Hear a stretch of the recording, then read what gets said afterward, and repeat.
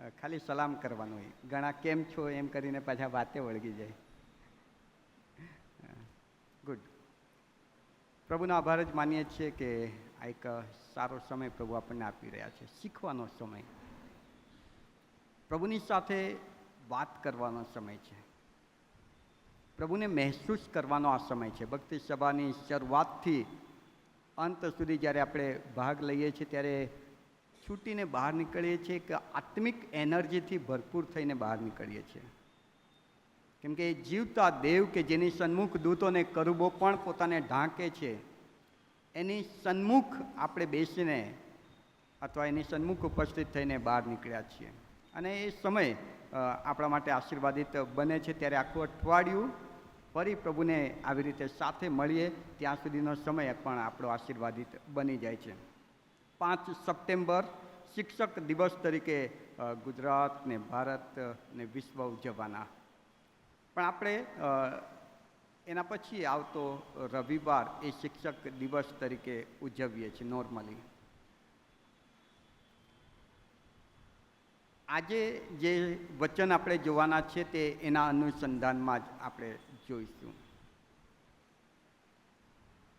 આપણા ઈશ્વરને, યહોવા બાપને આપણે જો પ્રગટ કરવા હોય, એની ઓળખ આપણે આપવી હોય, કોઈક આપણને પૂછે કે તમારો દેવ શું છે, કોણ છે, કેવા છે,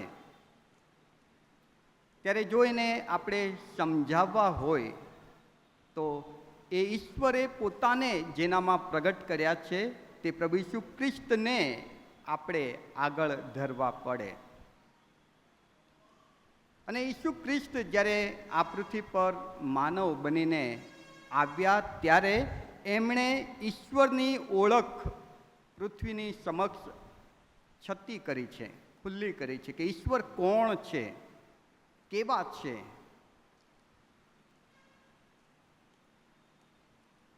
યહૂદી લોકો કે ઇઝરાયેલી લોકો મસીહની રાહ જોતા હતા. એક એવો ઈશ્વર કે જે એમને છુટકારો અપાવશે, જે એમને સ્વતંત્ર કરશે. અને એમની ઈચ્છા કે એમની અપેક્ષા એ જ હતી કે યહોવા બાપ અમને મસીહ તરીકે છુટકારો અપાવશે. અને ઈસુ ખ્રિસ્તે આવીને એમની સમક્ષ એ જ વાત મૂકી કે તમે જે મસીહની રાહ જોઈ રહ્યા છો, જે ઉદ્ધારક તારનારની રાહ જોઈ રહ્યા છો, તે હું છું. એટલે પ્રભુ ઈસુ ખ્રિસ્ત ઉદ્ધારક હતા, તારનાર હતા, મસીહ હતા. પ્રભુ ઈસુ ખ્રિસ્ત પાપીઓના સારા મિત્ર હતા. પ્રભુ ઈસુ ખ્રિસ્ત ઘણા લોકોને માટે બહુ જ જ્ઞાની, અદ્ભુત ઉપદેશ આપનાર ઉત્તમ ઉપદેશક હતા. પ્રભુ ઈસુ ખ્રિસ્ત બીમારોને માટે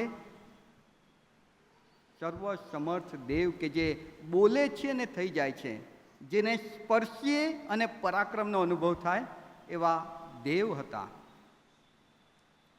પ્રભુ ઈસુ ખ્રિસ્ત લોકોના પ્રશ્નોમાં જ્યારે ઇન્વોલ્વ થાય છે ત્યારે એમનો ઉત્તર હતા, એમનો જવાબ હતા. પ્રભુ ઈસુ ખ્રિસ્તની બહુ બધી ઓળખ બાઇબલ આપણને આપે છે, બહુ બધી ઓળખ.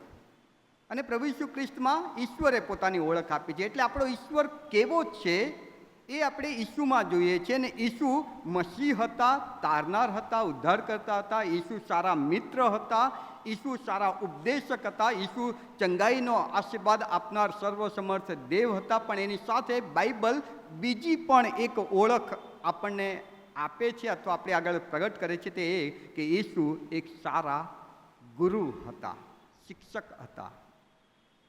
અને માટે પ્રભુ ઈસુ ખ્રિસ્તને બાઇબલમાં રાબ્બી તરીકે પણ દર્શાવવામાં આવ્યા છે. રાબ્બી એટલે ગુરુજી, શિક્ષક. ઈસુ ગુરુ હતા, શિક્ષક હતા. એ સમયમાં, જૂના સમયની, જ્યારે બાઇબલના સમયની વાત હું કરી રહ્યો છું, એ સમયમાં વિદ્યાર્થી ગુરુની પસંદગી કરી શકતા નહોતા. એ વખતની પ્રણાલિકા, ગુરુ વિદ્યાર્થીની કે શિષ્યની પસંદગી કરતા હતા. અત્યારે પરિસ્થિતિ જુદી છે. અત્યારે તો તમે પેમ્પલેટ લઈને બેસો, કયું ટ્યુશન ક્લાસીસ સારું છે, કયા શિક્ષક સારું ભણાવે છે, ને એ વિદ્યાર્થી પસંદ કરે કે મારે આ શિક્ષકની પાસે શીખવા જવું છે, કે મારે આ સ્કૂલમાં જવું છે વગેરે. પહેલાં એવું નહોતું. પહેલાં ગુરુ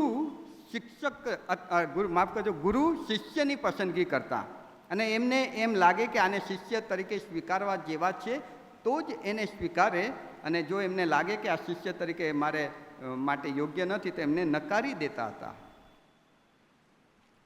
યોહાનની સુવાર્તાના 15મા અધ્યાયની 16મી કલમમાં તમે જુઓ કે પ્રભુ ઈસુ ખ્રિસ્તે એમ કહ્યું કે તમે મને પસંદ કર્યા નથી, પણ મેં તમને પસંદ કર્યા છે. આ એ વખતના પ્રણાલિકાની વાત છે કે કોઈ શિષ્ય ગુરુની પસંદગી નહોતા કરતા, ગુરુ શિષ્યની પસંદગી કરતા હતા.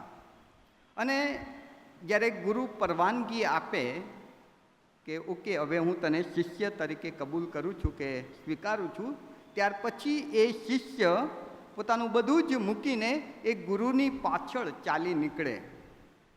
જ્યાં ગુરુ રહે ત્યાં રહે, ગુરુ જે કરે તે જુએ. એટલે ગુરુના બોલવાથી, ચાલવાથી, વ્યવહારથી શિષ્ય શીખતો જતો હતો. અને માટે જ્યારે પ્રભુ ઈસુ ખ્રિસ્તે 12 શિષ્યો પસંદ કર્યા તો આપણે જોઈએ છીએ કે એ લોકો ઈસુની સાથે ને સાથે, બધે જ, રાત હોય કે દિવસ હોય, બધે ઈસુની સાથે રહેતા હતા. લુકની સુવાર્તા 9મો અધ્યાય 57મા વચનથી 62મા વચન સુધી આજે આપણે જોવાના છીએ. એમાં પણ એવા જ 3 વ્યક્તિની વાત મળે છે કે જે ઈસુની પાસે શિષ્ય બનવા માટે આવે છે. પોતાની ઈચ્છા દર્શાવે છે કે ગુરુ, અમારે તમારા શિષ્ય બનવું છે. હવે અધિકાર ગુરુની પાસે હતો કે એમને શિષ્ય તરીકે સ્વીકારવા કે નકારવા. અને આપણે આજે એ જોવા માંગીએ છીએ કે આ 3 વ્યક્તિ કે જે ઈસુની પાસે આ શિષ્ય બનવાની અપેક્ષાએ આવ્યા છે, તેઓને પ્રભુ ઈસુ ખ્રિસ્તે સ્વીકાર્યા કે નકાર્યા. અને જો નકાર્યા તો એના કારણો શું હતા? કેમ કે એ જાણવાથી આપણને જે ફાયદો થવાનો છે તે એ છે કે આપણે પ્રભુ ઈસુના શિષ્ય છીએ કે નહીં, એની આત્મતપાસ આજે કરી લેવી પડે. તમે ખાલી ઈસુને ગુરુ તરીકે પોકારો એટલે તમે એના શિષ્ય બની જતા નથી. એમણે તમને સ્વીકાર્યા છે કે નહીં શિષ્ય તરીકે, એ બહુ જરૂરી બની જાય છે. અને એ શિષ્ય કોને સ્વીકારે છે અને કોને નકારે છે એ આપણે જોઈ લઈએ તો આપણને ખબર પડે કે ઈસુ કેવા શિષ્યને સ્વીકારે છે, તો હું એવો શિષ્ય બનવાનો પ્રયત્ન કરું. મેં કહ્યું એ પ્રમાણે કે આ શિષ્ય બનવું તે કોઈ એક જ વખતની પ્રક્રિયા નહોતી. એટલે કોઈ પણ ગુરુની પાછળ જ્યારે શિષ્ય જાય છે તો શિષ્યને ગુરુ હા પાડે છે ત્યારે એ દરરોજ એ ગુરુની પાછળ ચાલે, દરરોજ ગુરુની સાથે રહે.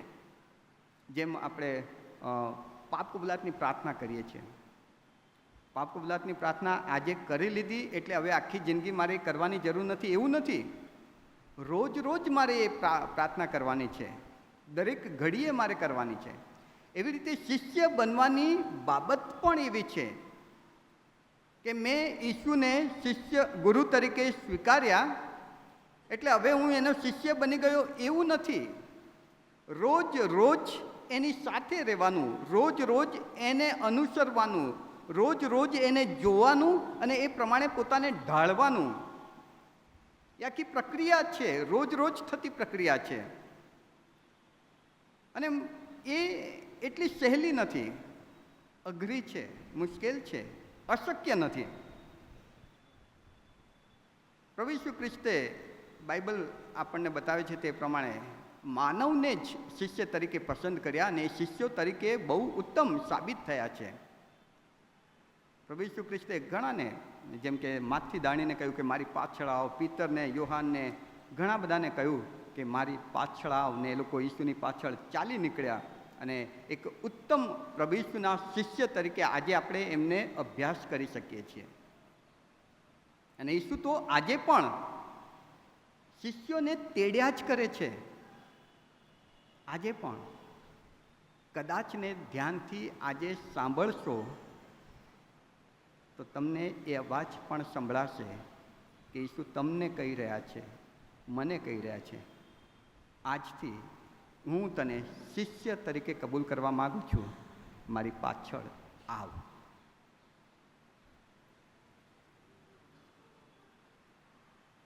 આજકાલ જુદી બાબતો બને છે. કોઈ કન્વેન્શનમાં, કોઈ મોટી રિટ્રીટમાં, કોઈ બહુ બધા વાજિંત્રો સાથે ગીતો ગવાય, જોરદાર સ્તુતિ આરાધના થાય બેન્ડ સાથે, અને પછી લાગણીમાં લોકો આવી જાય અને પછી ઉપદેશકનો જોરદાર સંદેશો થઈ જાય એટલે લોકો પ્રભુ ઈસુનો સ્વીકાર કરવા તૈયાર થઈ જાય.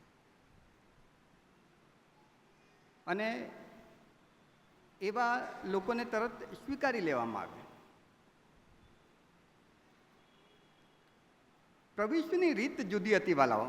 જ્યારે હું સ્ટડી કરતો હતો ત્યારે મને નવાઈ લાગી કે પ્રભુ તમે બહુ ગજબની રીત વાપરો છો, ને અમે તો અત્યારની દુનિયા એ રીત જ ભૂલી ગઈ છે.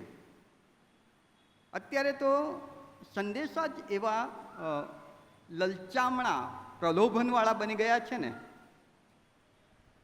જો તમે મોટા ભાગે સાંભળશો તો ઘણી બધી વખત મારાથી પણ એ ભૂલો થઈ છે, પણ મને પણ પ્રભુ શીખવે છે. પ્રભુનો સ્વીકાર તમે કરશો તો તમને શાંતિ મળશે, પ્રભુનો સ્વીકાર તમે કરશો તો તમને પુષ્કળ આશીર્વાદ મળશે, પ્રભુનો સ્વીકાર કરશો તમને સ્વર્ગ મળશે અને આ દુનિયાના બધા જ પ્રશ્નોમાંથી તમે મુક્ત થઈ જશો. આવા જ મોટા ભાગના સંદેશા હોય છે. લલચામણા, આ મળશે, તે મળશે, સાજાપણું મળશે, બધું બહુ બધું આશીર્વાદ, આશીર્વાદ, આશીર્વાદોની જ વાત. તમે પ્રભુની પાછળ આવો ને તમને આ મળશે. મેં જ્યારે અભ્યાસ કર્યો ત્યારે મને નવાઈ લાગી કે પ્રભુ હું રસ્તો ભૂલી ગયેલો. પ્રભુ ઈસુએ જ્યારે શિષ્યો એમની પાછળ ચાલવા માટે વિનંતી કરે છે કે પ્રભુ મારે તારા શિષ્ય થવું છે, ત્યારે ઈસુ સૌથી પહેલાં એ શિષ્યને એમ નથી કહેતા કે તને શું મળશે. ઈસુની રીત જ જુદી હતી. ઈસુ એ વ્યક્તિની આગળ, જ્યારે એ વ્યક્તિ ઈસુની પાછળ ચાલવા માટે નિર્ણય કરે છે ત્યારે ઈસુ સૌથી પહેલાં એ વ્યક્તિની આગળ એના પાપની દિવાલ ઊભી કરે છે. પહેલાં આ જો, તને શું મળશે એ જોઈને તું દોડી રહ્યો છે, પણ આ પાપ કે જે તારી ને મારી વચ્ચે ઊભું છે એનો નિકાલ નહીં થાય ત્યાં સુધી હું તને સ્વીકારી શકું નહીં.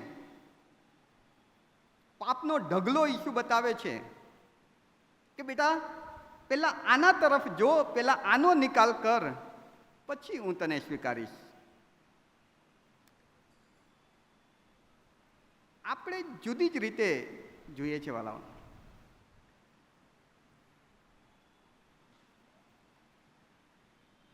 કોઈ પ્રભુનો સ્વીકાર કરવા માગે છે, આપણે તો તરત જ એને બકરો મળ્યો ને આમ શું કહે કે દોડી જઈએ, હા શું વાર્તા, અરે બરાબર છે બરાબર, અને પછી એને કહે કે જો હવે સાક્ષી આપજે રવિવારે અને સાક્ષીમાં મારું નામ દેજે. અને એમાંય જો કોઈ અધિકારી વર્ગનો વ્યક્તિ અને કોઈ ધનવાન વ્યક્તિ આવે અને તમને કહે કે મારે ઈસુનો સ્વીકાર કરવો છે ને તમે એની સાથે વાત કરો, એટલે ઈસુને કેવી રીતે સ્વીકારવાની એવી વાત કરશો તમે. એટલે એમાં સારું બોલશો. ઈસુનો સ્વીકાર કરવાથી તમને અનંત જીવન મળશે, ઈસુનો સ્વીકાર કરવાથી તમારા પ્રશ્નોનું સોલ્યુશન થઈ જશે, ઈસુનો સ્વીકાર કરવાથી તમને શાંતિ મળશે, ઈસુનો વગેરે વગેરે વગેરે.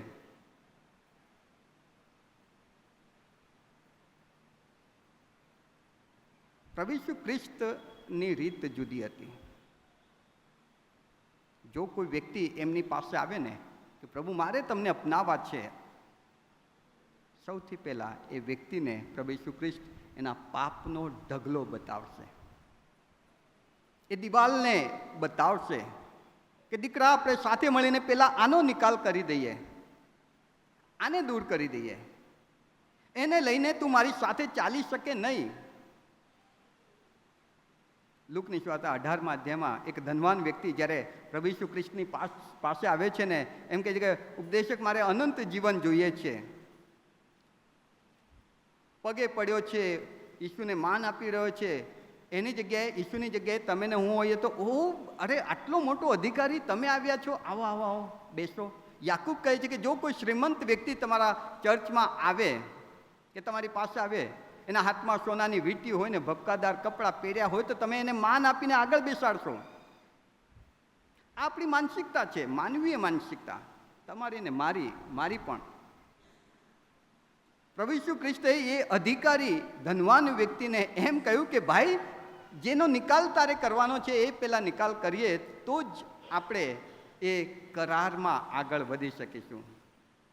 અને એ નિકાલ કરવામાં જે નિષ્ફળ જાય છે એને પ્રભુ એમ કહે છે કે ભાઈ, તો પછી રહેવા દે, તું તારા ઘેર અને હું મારા માર્ગે.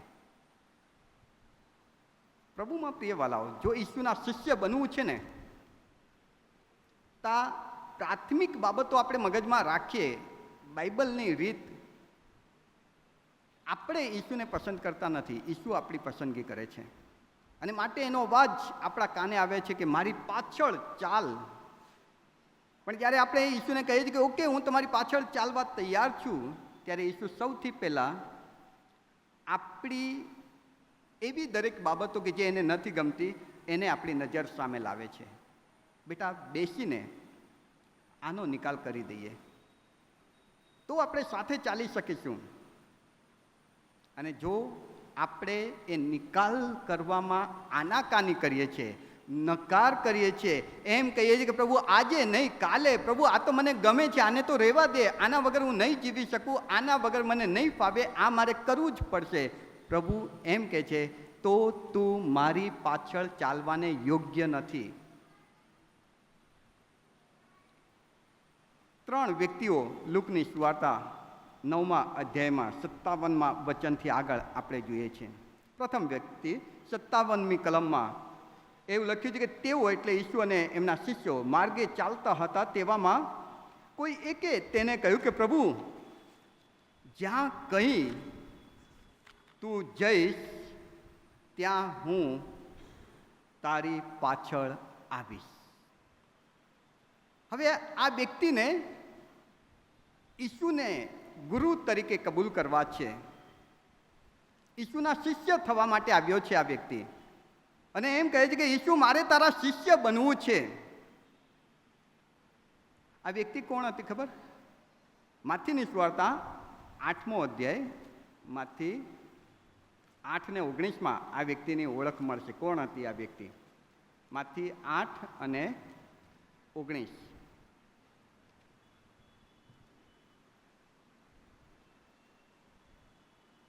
ત્યાં લખ્યું છે કે અને એક શાસ્ત્રીએ પાસે આવીને તેને કહ્યું કે હો ઉપદેશક, જ્યાં કઈ તું જઈશ ત્યાં હું તારી પાછળ આવીશ.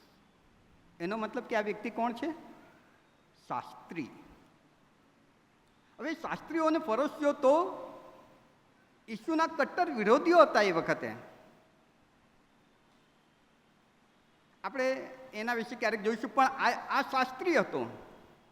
શાસ્ત્રી એટલે એ વખતના કાયદાઓને, નિયમોને બહુ જ ઊંડાણથી સમજનાર, જાણનાર, ખુલાસો કરનાર, બીજાઓને સમજાવનાર કે આ કાયદો આમ છે, નિયમ આમ છે, આનો અર્થ આવો થાય.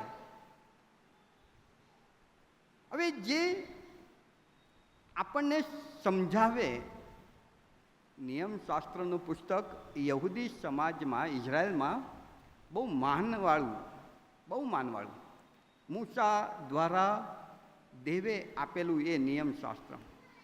જ્યારે એને ખોલવામાં આવે તો આખી મંડળી ઊભી થઈ જાય, એટલું માન એ નિયમશાસ્ત્રને આપવામાં આવતું. અને એ નિયમશાસ્ત્રનો ખુલાસો જે કરતા હોય એવા વ્યક્તિને તો કેટલું બધું માન હોય. એનો મતલબ કે આ શાસ્ત્રી કે જે ઈસુ પાસે આવ્યા છે ને એમ કહે છે કે મારે તમારી પાછળ ચાલવું છે, એ તો નિયમશાસ્ત્રનો ખુલાસો કરનાર, એટલે સમાજમાં માનયોગ્ય વ્યક્તિ છે.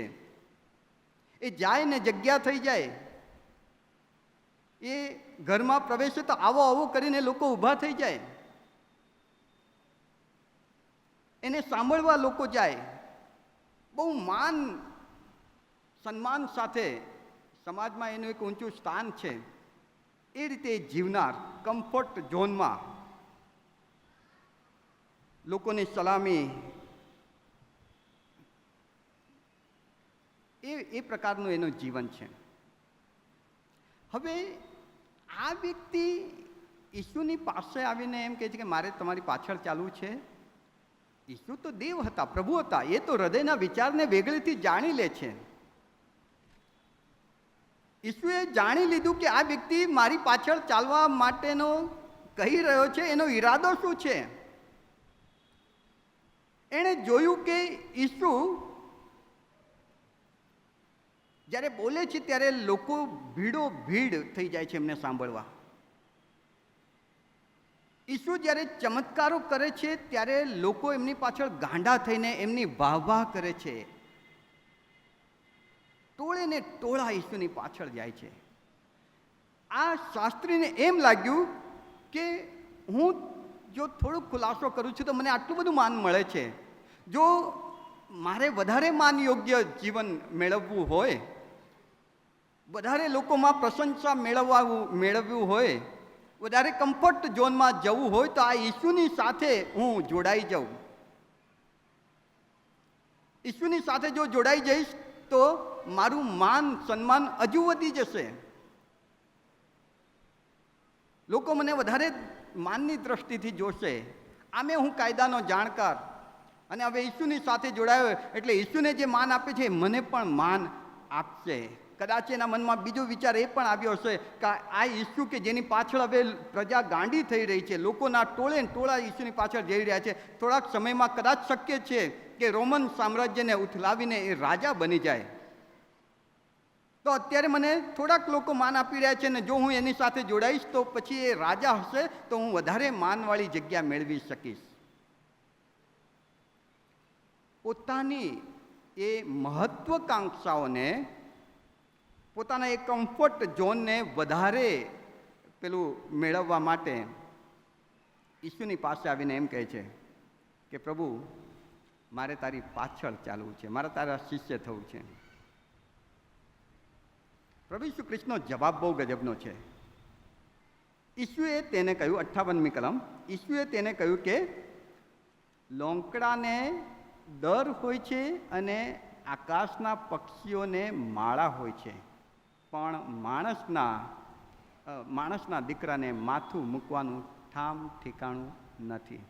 એટલે ભાઈ, તું જે ઈરાદા સાથે આવ્યો છે, હું તને કહી દઉં કે તું વધારે કમ્ફર્ટ ઝોન મેળવવાની આશા રાખે છે, નહીં મળે. તું વધારે માનપાન મેળવવા મારી સાથે થવા માંગે છે, ભૂલી જા.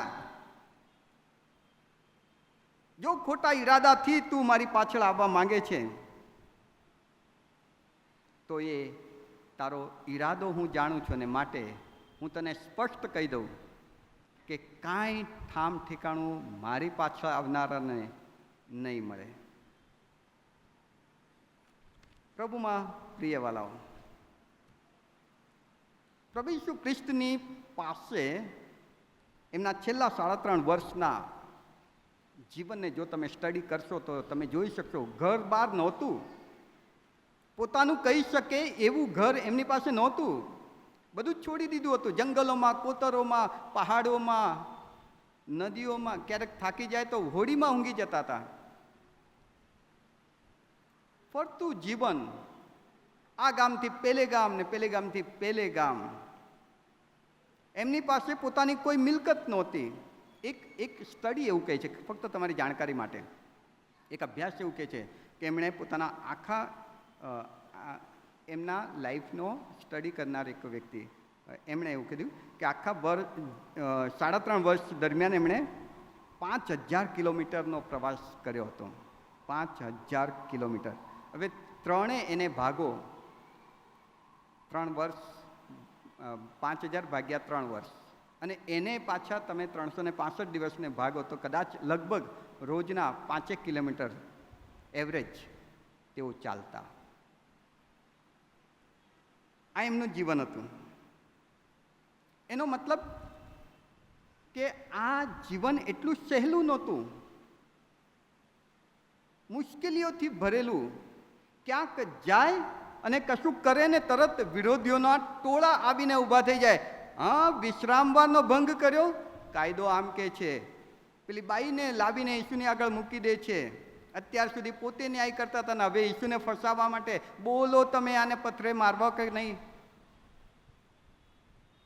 મુશ્કેલીવાળું જીવન પ્રભુ ઈસુ ખ્રિસ્ત આ પૃથ્વી પર જીવતા હતા. અને આ શાસ્ત્રી ઈસુના જીવનને એક તરફ જુએ છે કે જ્યારે ઈસુને બધા વાહવાહ કરે છે, ઈસુની બધા વાહવાહ કરે છે ને ઈસુને ગુરુ તરીકે એ જુએ છે, ત્યારે એમ કહે છે કે મારે આવું જીવન જોઈએ છે, સગવડતાવાળું, વ્યવસ્થાવાળું, કમ્ફર્ટ, માનપાનવાળું, ખુરશીવાળું, લોકો વાહવાહ કરે એવું જીવન જોઈએ છે. ઈસુ કહે છે કે ભાઈ મારું જીવન તું બરાબર જો.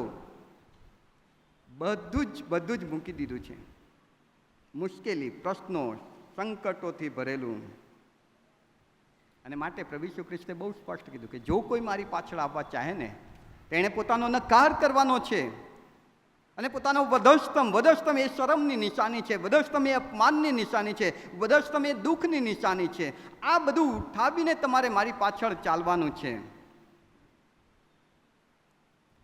લુક 9:23 પ્રમાણે પોતાની સર્વ ઈચ્છાઓનો ત્યાગ જો કોઈ કરતો નથી ને તો એ મારે યોગ્ય નથી, એવું ઈસુ ત્યાં કહી રહ્યા છે. પ્રભુમાં પ્રિય વાલાઓ, અને માટે જ પુનરુત્થાન પામેલા પ્રભુ ઈસુ ખ્રિસ્તે યોહાન 21માં પિતરને જ્યારે મંડળીની જવાબદારી સોંપીને ત્યારે એમ કહ્યું, પિતર, શું તું એ બધા કરતાં વધારે પ્રેમ મારા પર કરે છે? તો આજે નક્કી કર પિતર, તને એ કમ્ફર્ટ ઝોન જોઈએ છે, તને એ વધારે સગવડતાવાળું જીવન જોઈએ છે, તને એ બધું વહાલું છે કે જે ગમે છે, કે હું તું એ બધા કરતાં વધારે મને પ્રેમ કરે છે?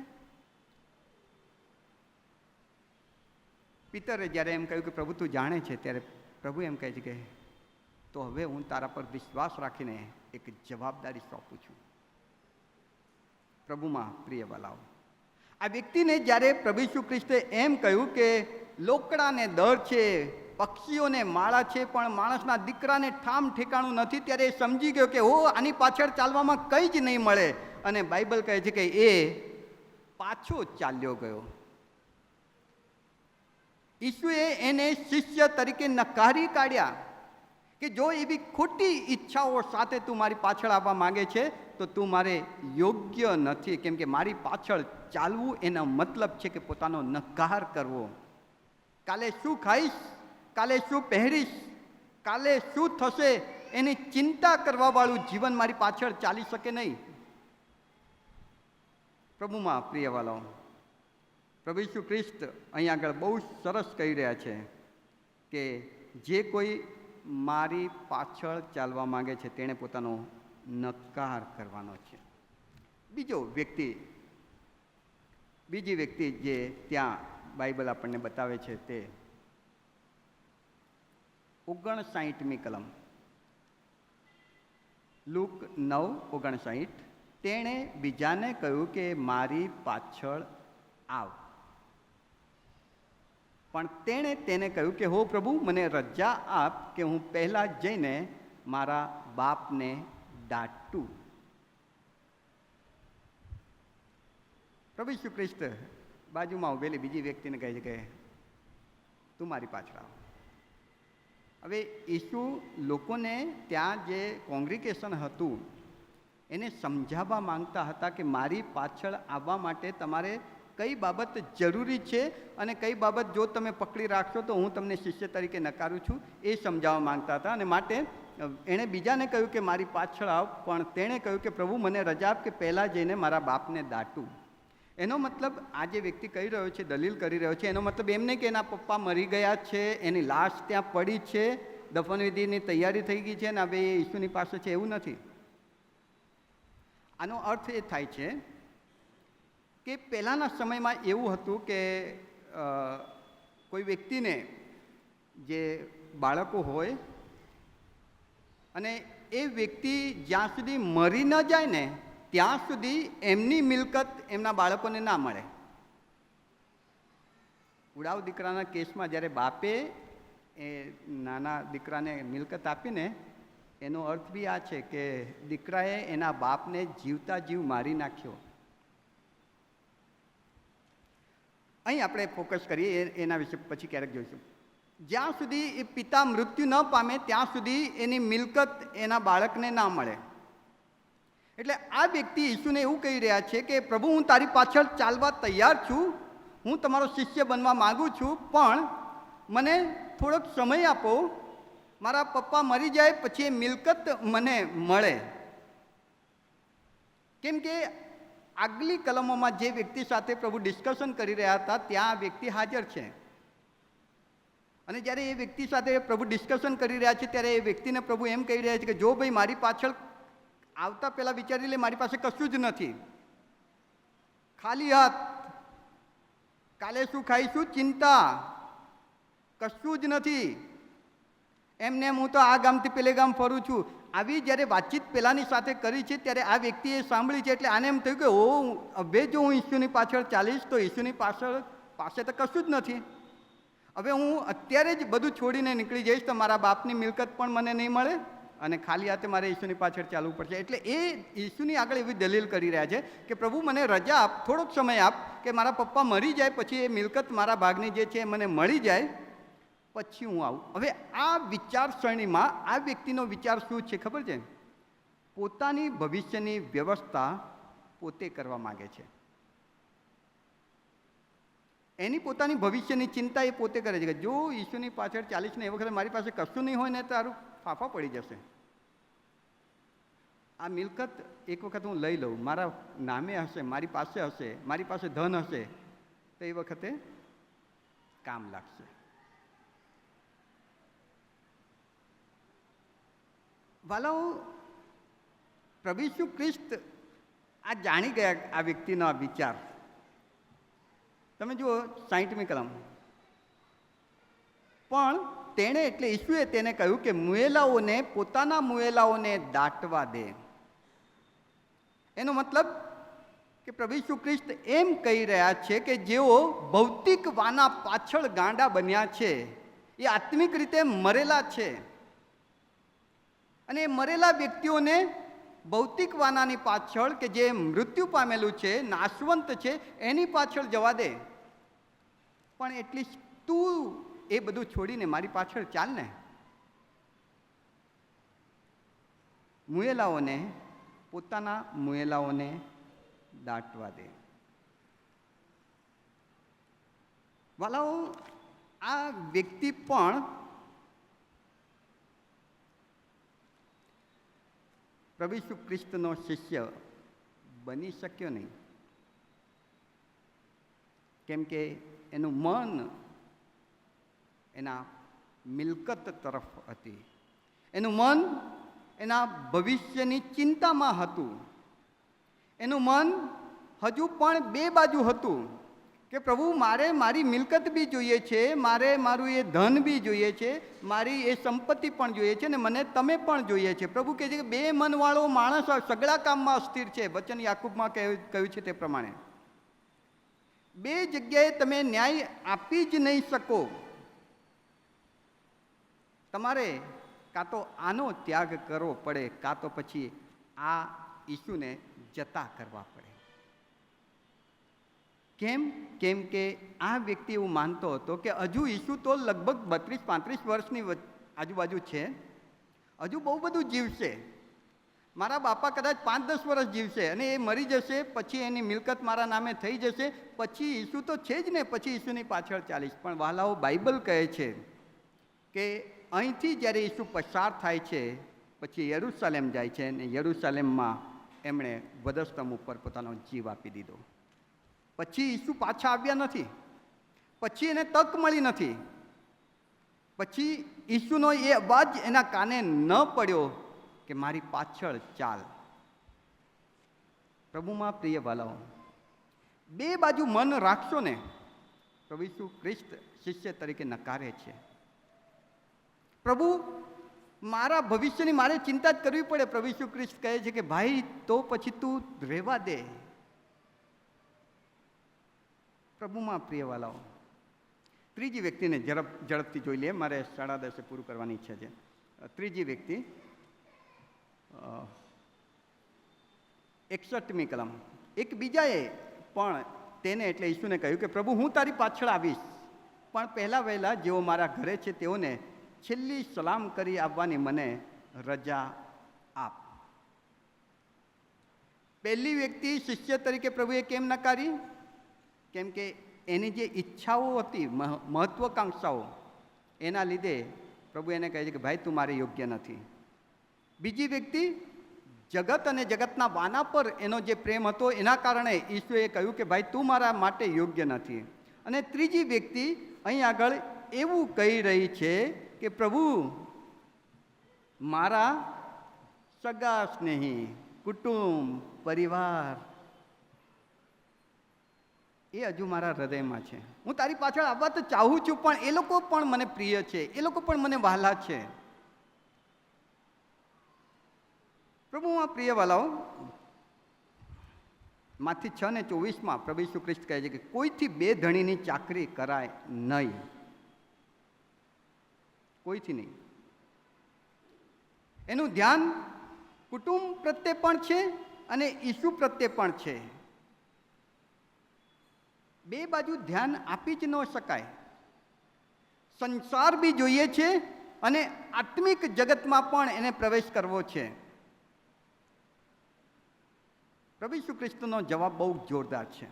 62મી કલમ કે હળ પર હાથ દીધા પછી જો તમે પાછા વળીને જુઓ છો તો તમે મારે યોગ્ય નથી.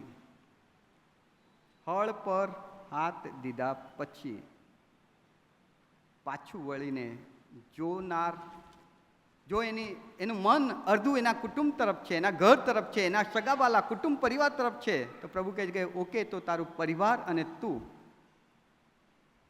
મને તારું આખું મન જોઈએ છે દીકરા, મને તારું સંપૂર્ણ જીવન જોઈએ છે કે જે મારા પર ડિપેન્ડેડ હોય, જેના માટે આ જગતના વાના તુચ્છ હોય, જે પોતાની ભવિષ્યની ચિંતા કર્યા વગર મને સોંપાઈ ગયો હોય, એવું જીવન જોઈએ છે. અને જો તું મારી પાછળ આવવા માંગે છે, હળ પર હાથ દીધો છે, તો તારું મન પાછળ કેમ છે? લોતની સ્ત્રી જ્યારે એ સદોમ ગમોરામાંથી બહાર નીકળી રહ્યા હતા, બાઇબલ કહે છે કે એણે પાછું વળીને ખાલી જોયું અને ખારનો થાંભલો થઈ ગઈ. ઈસુ એ જ કહી રહ્યા છે અહીં, જો મને જીવન સોંપો છો તો પૂરું સોંપો. તમારી ઈચ્છાઓને મારી નાખો. વધશ તમને ઉચકો કે જે દુઃખ, શરમ અને મરણનું સૂચક છે, એ વધશ તમને ઉચકીને, કે જેમાં તમે સર્વસ્વનો ત્યાગ કરો છો, એ વધશ તમને ઉચકીને મારી પાછળ ચાલવાનું છે. ખોટી ઈચ્છા, સાંસારિક વાના, માનવીય સંબંધો, આ બધા પર જો આપણે પ્રેમ રાખીએ છીએ ને, તો વાલાઓ ઈસુના શિષ્ય થવાને યોગ્ય નથી ને ઈસુ એવા શિષ્યોને નકારે છે. અને પહેલાંનો સમય આ બાઇબલ અને એ વખતની પ્રણાલિકા કહે છે કે ગુરુ નક્કી કરે છે કે કોણ મારો શિષ્ય થવાને યોગ્ય છે અને કોણ નથી. એ ગુરુ આજે તમને ને મને એમ કહે છે કે મારી પાછળ આવો. તમારે મારે નક્કી કરવાનું છે કે મારી મહત્વાકાંક્ષા, સાંસારિક વાના, માનવીય સંબંધો કે ઈસુ. એક બહુ સરસ વાત માથીની સુવાર્તાના 13મા અધ્યાયમાં મળે છે. 13મા અધ્યાયની 44થી 45મી કલમ. એક વ્યક્તિ કે જેને સંતાડેલું દ્રવ્ય ખબર પડે છે કે આ દ્રવ્ય છે અહીં, પોતાનું બધું જ વેચીને એ ખેતર એ વેચાતું લઈ લે છે. એક વ્યક્તિને ખબર પડે છે કે એક અમૂલ્ય મોતી, જેની કિંમત આંકી ન શકાય એટલું અમૂલ્ય મોતી છે. ત્યાં બાઇબલ કહે છે કે માથી 13:44-45 એણે પોતાનું બધું જ વેચીને એ મોતી મેળવી લીધું. બધું જ વેચીને. ઈસુ એ અમૂલ્ય મોતી છે વાલાઓ, કોઈ કિંમત ન આંકી શકે એવા અમૂલ્ય. પણ એના માટે ઈસુ કહે છે કે તમારે બધું જ નકારવું પડશે, કે બધું જ છોડી દેવું પડશે, બધું જ તમારે છોડવું પડશે. એનો મતલબ એ નથી કે કુટુંબને છોડી દેવાનું કે સંસારનો ત્યાગ કરવો, ના, પણ મનથી બધા કરતાં મારા પ્રભુને મોટું સ્થાન, ઊંચું સ્થાન, પ્રાયોરિટી આપવી, એ ઈસુ ઈચ્છે છે. મારા સગા કરતાં મારા ઈસુ મોટા છે. મારા આ પૃથ્વી પરની મિલકત કરતાં મારા ઈસુ મોટા છે. મારા કમ્ફર્ટ ઝોન કે મારી મહત્વાકાંક્ષાઓ કરતાં મારા ઈસુ મોટા છે. અને જે આ રીતે ઈસુને માન આપે છે એને પ્રભુ એમ કહે છે કે ઓકે, આજથી તું મારો શિષ્ય છે.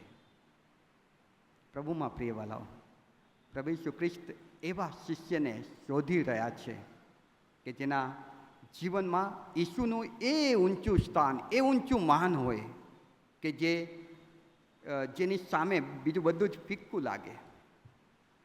શું તમે, હું ઈસુને સ્થાન આપવા તૈયાર છીએ?